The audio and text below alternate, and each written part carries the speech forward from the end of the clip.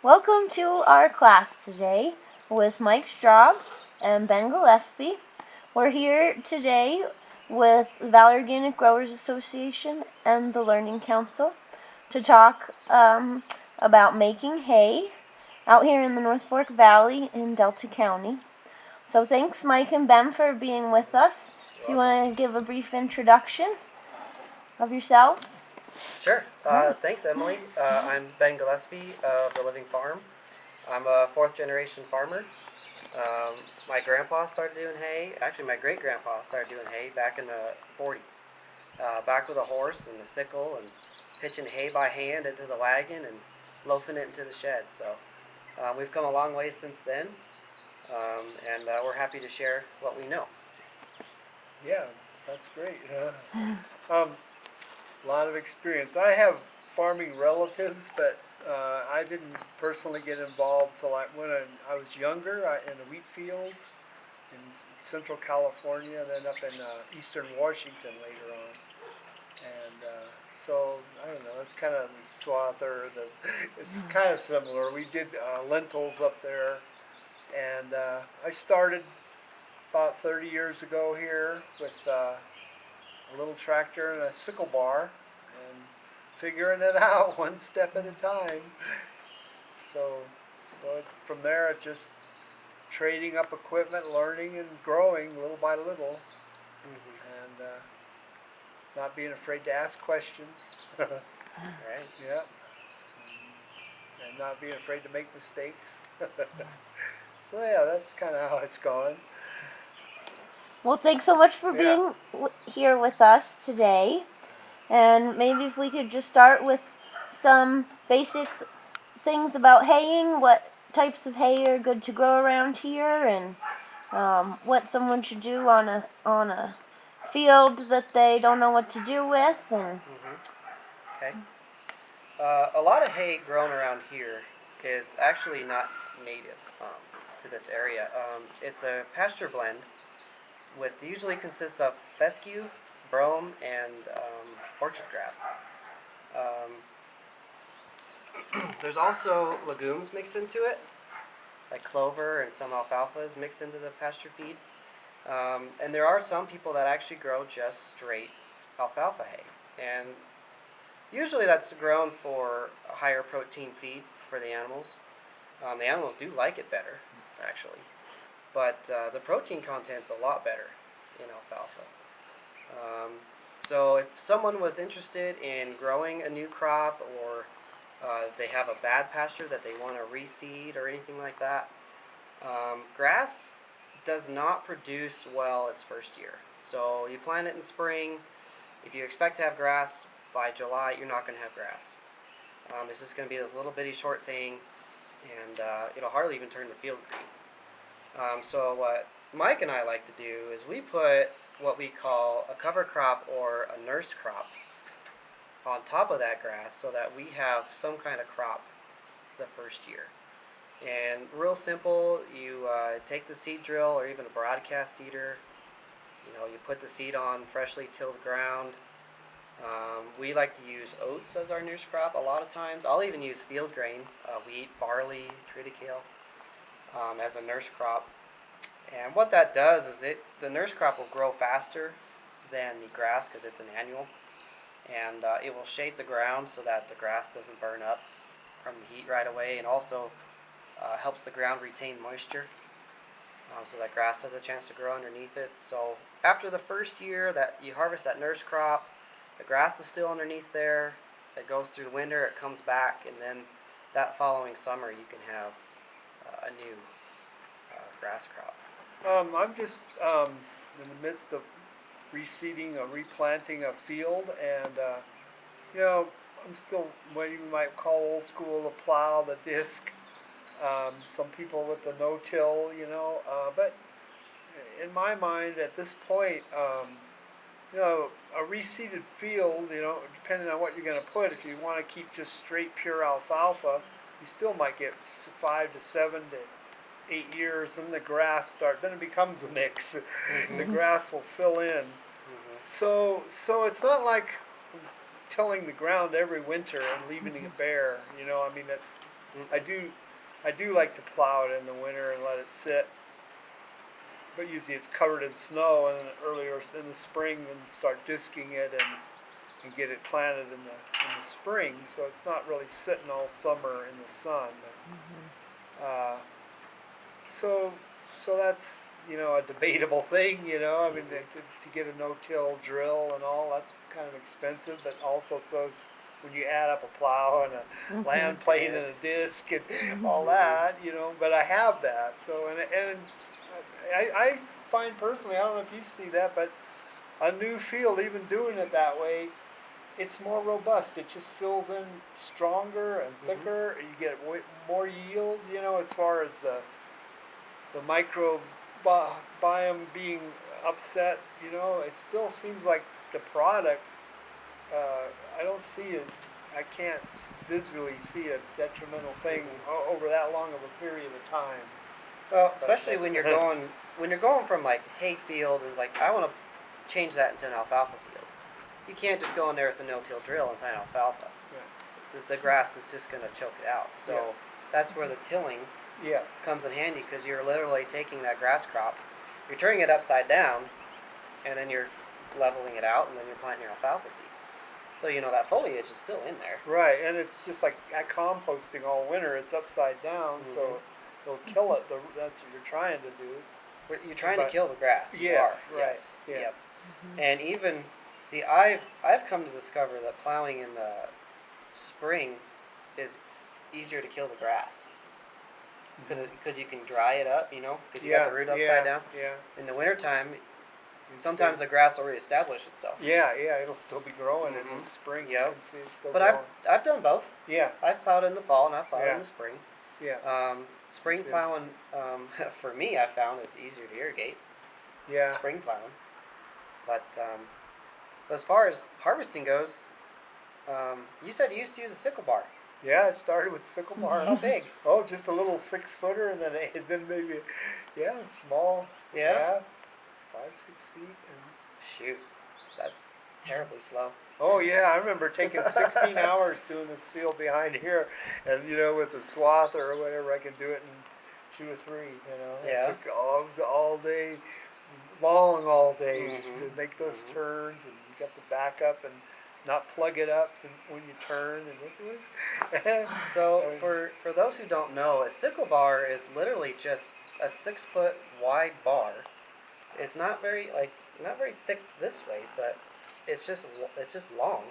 These little knives are on there. There's some little serrated knives. They're in a triangle shape, and they just, like a scissor, they just go back and forth as they cut the grass. And on these sickle bars, there's what's called guards, and guards keep the rocks from hitting the blades, hitting the knives. So the guards are pointing like this. The sickle's running back and forth, and through the guard is like a scissor. And it cuts off that stalk, cuts off that grass. And then with the sickle bar, it just cuts it off, and then the grass just falls over. And it's just laying over as you drive. Nowadays, with the swathers, there's these huge machines. They have a sickle bar, and then they have a conditioner that's in there, and that's just a giant roller.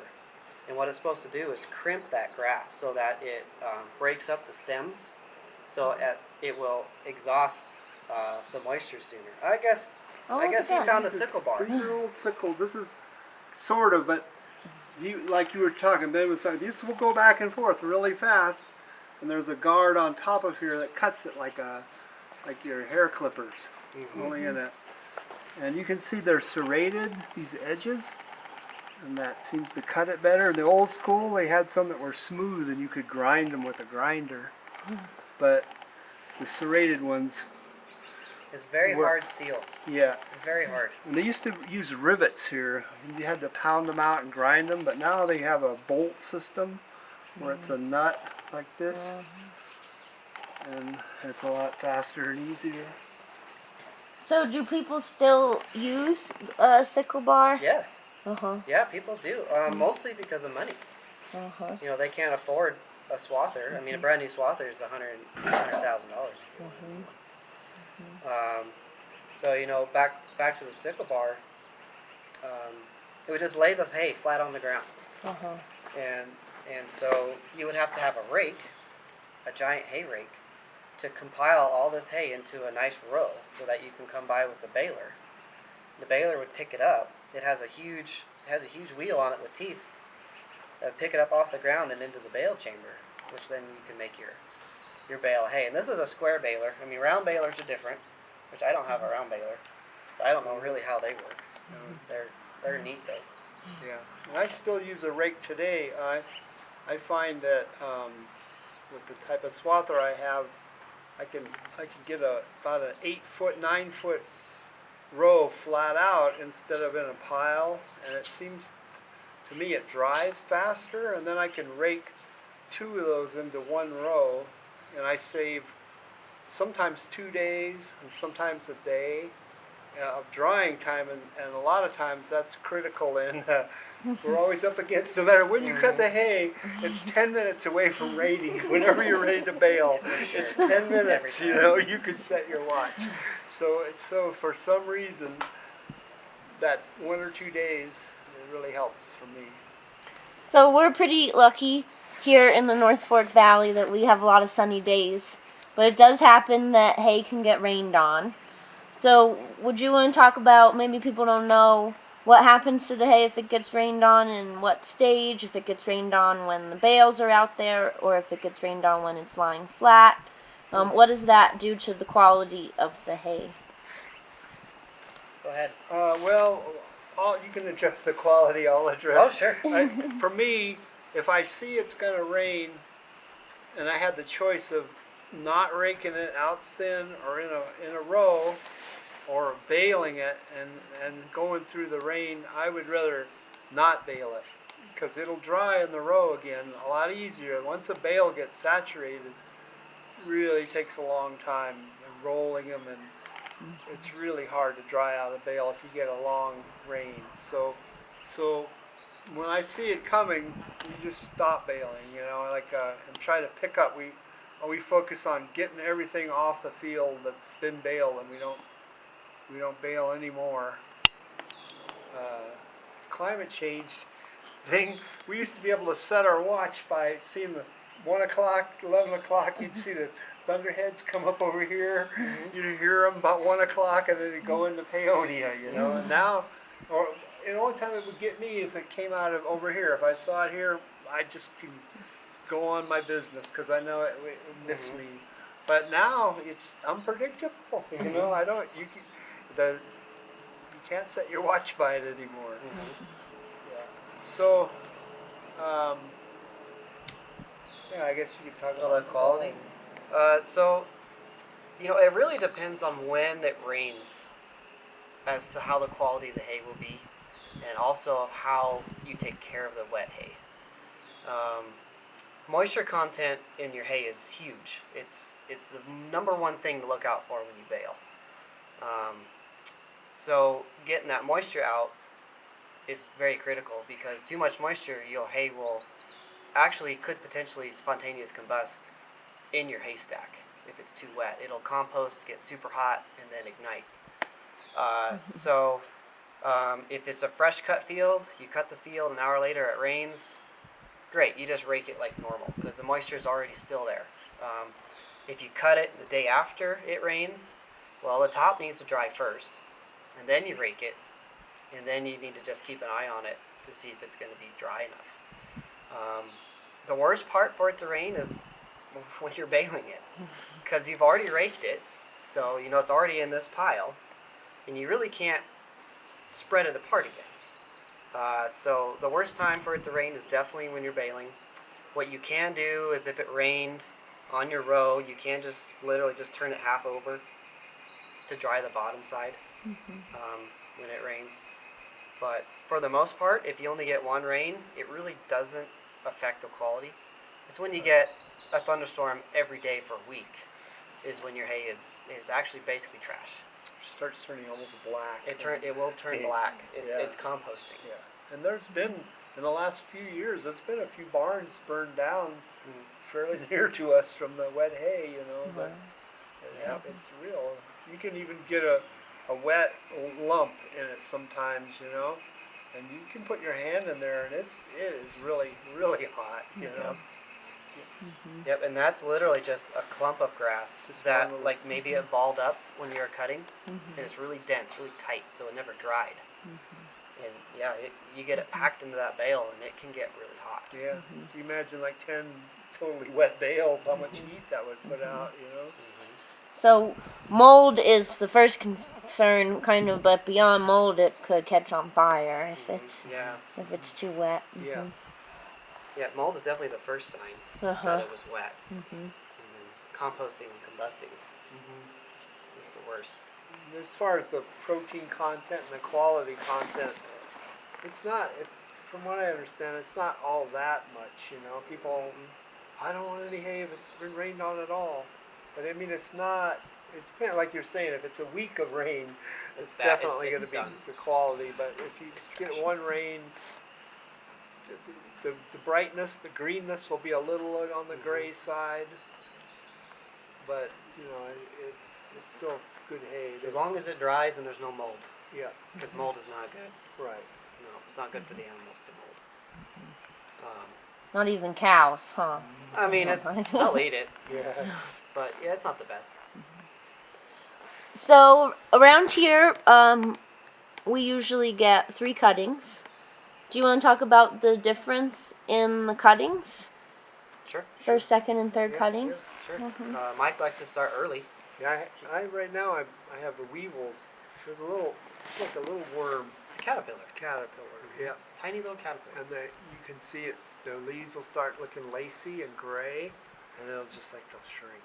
And that's specifically the alfalfa crop. Yeah, the alfalfa they eat. It's actually literally called the alfalfa weevil.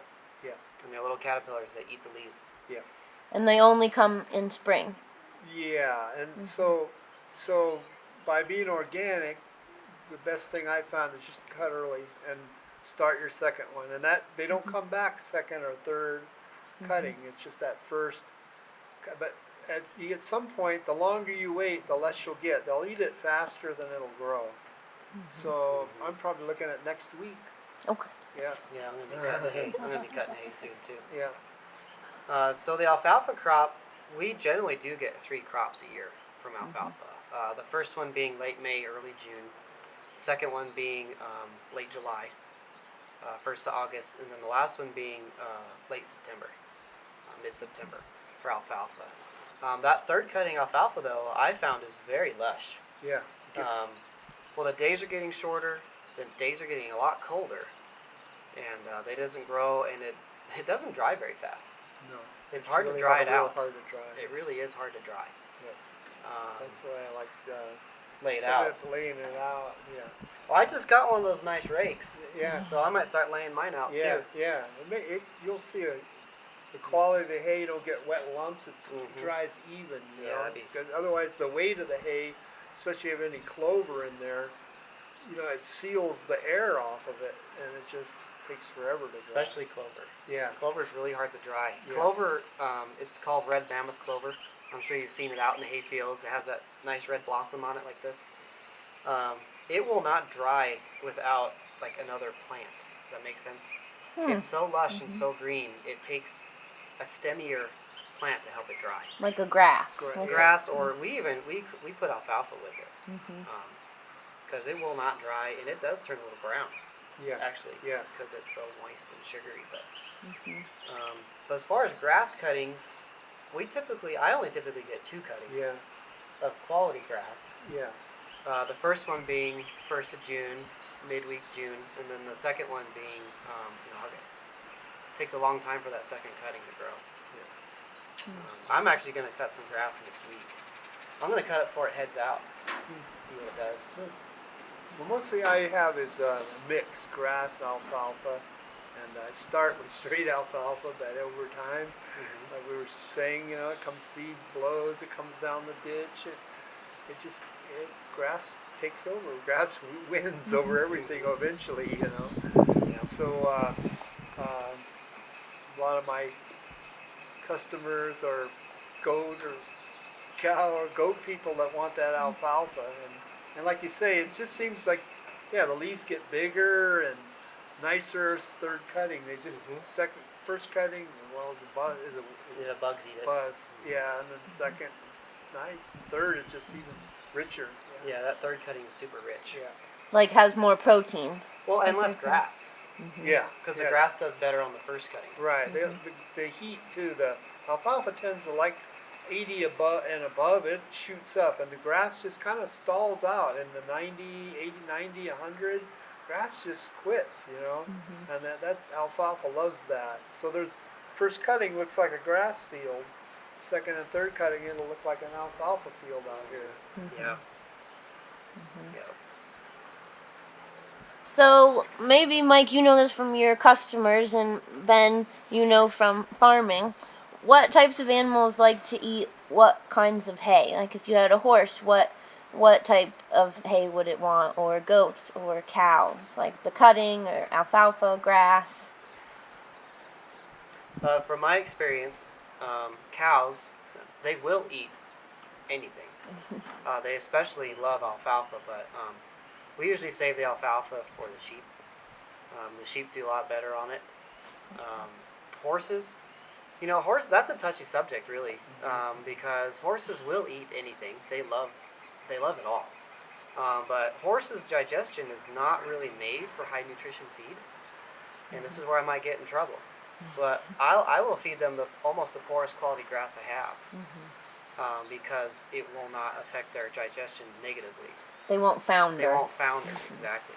So I typically feed horses that first cutting hay, because I think it's, out of all the hays, it's the least nutritious, because of all the stems that come with it. So the cows, we feed them typically first and second cutting grass, whereas the sheep get alfalfa mix and pure alfalfa. And then for dairy production, if you're wanting to make milk, that third cutting alfalfa is usually the best, second and third. Yeah, I would agree. Most of my horse customers, they would want straight grass if they can get it. Most of them want that, or very little. They want low amount of alfalfa. And when they do want grass with legumes in it, they only feed a little bit of it. Like one flake with the grass. They'll get a truckload of grass, but they'll only get 30 bales of mix. So the same thing. Most of the horse customers, they want first cutting for me too. And I have some fields, I custom cut and then I sell it for them. I figured it was easier that way than competing against everybody I cut with. I had a central place. That's a marketing thing, then it's easier. So I will just give them a percent, of their hay, bring it up to here and sell it for them. There you go. So, but some of them some fields are straight grass. That way I have a variety. That way I can get access to straight grass or the mix. And I had a question about both of you grow organically your hay, so you're probably not using the GMO alfalfa seeds. But I know some people in the valley do maybe grow the GMO alfalfa. Does that mix with the non-GMO? Is there a problem?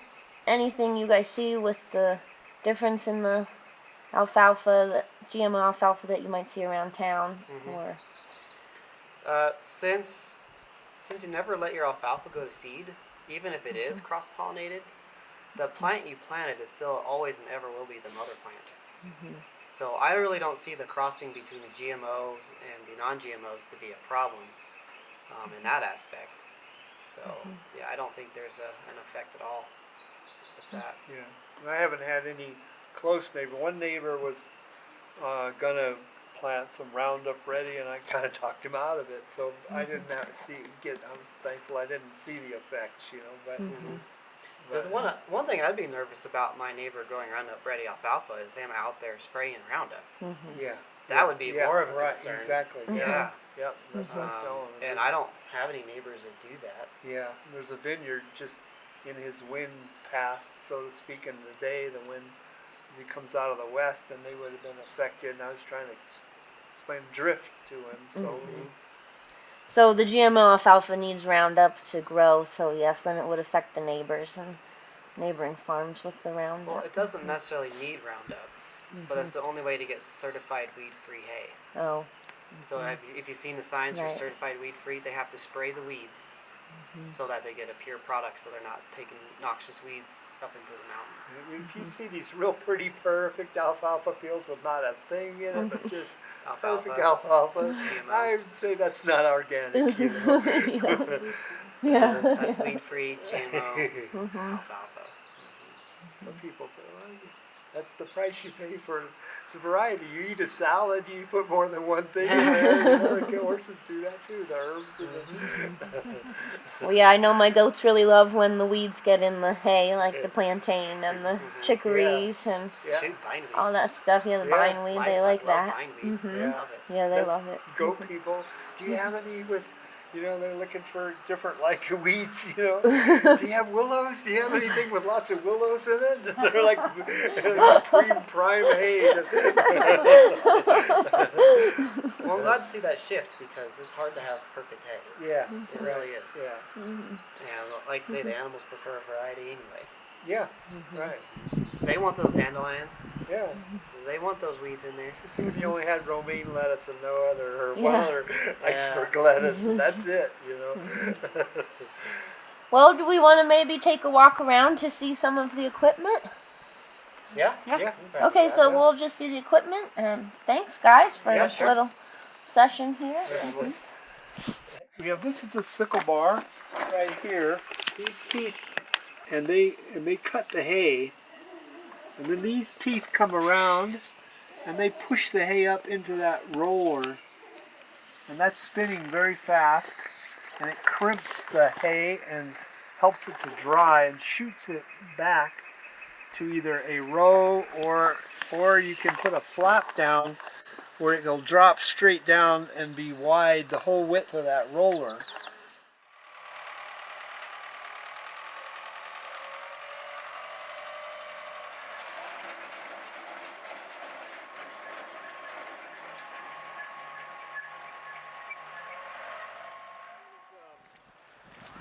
This one's a butterfly rake, and you can see why, because these fold up like butterfly wings. If they were down, they'd be this giant V. See, this is not here. I use this just to go down the road because they'll kind of like, they're able to pivot quite a bit. So you can go down the road and it can kind of go out. So I just use this as a little way to keep it. But basically this isn't on here, and these will come out, and that back end will go down, and it'll look like a V with the back end narrow, and these will be out flat. These will come down and in like that. Pivot. You know, these will go right there. Well, so the hay comes in down here, these teeth. This rotates this direction, and the hay feeds into this auger, and then it feeds over to the side, and you can see this fork here. It's called a packing fork, and that packs the hay into the bale chamber. So this is the bale chamber here, and there's a huge plunger that compacts that hay, and like these are the knotters. Yeah, it's like a big sewing machine. It ties a knot into the string, and this was part of the tensioning. So he's got a knob up there in the front that you can turn. There's this piece, and there's a piece on the bottom. This is a hydraulic ram. It'll squeeze these down to put pressure on this to back this hay up to pack it more. I can set how long the bale is by how many times it turns. It makes this little thing go up from the bottom to the top. And when it hits that, that's the signal for this knot. There's some big needles under here, and they come up through the hay all the way up into here, and the knotter grabs them and ties and cuts it like this. That's what it'll do. See if you can see that knot. If you store a baler with real wet hay, you can rust that chamber up a lot. I usually bale up a bale of straw. Yeah, I'll throw up I put real dry hay or just stuff off the floor that last That last bale yeah, and a because half. I don't like to start from zero to get it to pack again. Sometimes a knotter, it's just a mess. Starting from 0 is not a good idea. No. So this piece here, the bale will hit this and it'll tip off and it'll come on its side. So these ropes will be, you know, like twine. The bale will be on its side, and that's the way that my stack wagon likes to pick them up. If it's laying flat on the ground like that, the stack wagon can't pick them up. They have to be on edge. So that's what this does. This stack wagon, see this piece, the yellow piece that's in the air? That will be down on the ground. This will come down and right about right here. And the bale, the hay will go into that, and that chain, see that chain there? That will throw the bales up and onto this table right here. So then the bales come up on this table. They're three wide across this table. Yeah, 3. And then it jumps up here. These chains push the bales over, and there's a latch on the end and one here. So when a bale is on that, it pushes this down, and when the last bale hits that pipe, see way at the end, and pushes it, then this table comes up like this and puts these 3 on this table. So then the next 3, it slides them back. And then when you get to 6, well, the 7th one will push that pipe back. And when that pipe goes back, this table comes up with all the bales on it and leans them against this. And then slowly the next one will push this back. So this piece here will be all the way in the back with those other 3. And that keeps it from, these kind of keeps the bales from falling forward, and they're real good at knocking your teeth out if you you gotta watch it. So then when that sack is full, when you've got that whole thing full, this piece here will raise up just like a dump truck. This whole thing, this will be down there, it'll be hay all the way full. This whole thing will raise up, these will be laying flat on the ground, and the stack. So you can see those wooden backrests I have in the back of the barn. That's for that first one, so it doesn't just keep going over. You have to have something to stack against. This saves a lot of work. These cables go inside the tractor, so with a cab, I can run the levers to operate all the tables, or bring this up or down, or anything from in the tractor without. You can also do it from here, but you got to lean out the back of the tractor to do it. But these are a lot nicer because you can do it right from your seat and on the run, kind of. In front of a front end loader, and can go up in the air and down. And these teeth come in like that, and they grab the hay. So this saves a lot of work.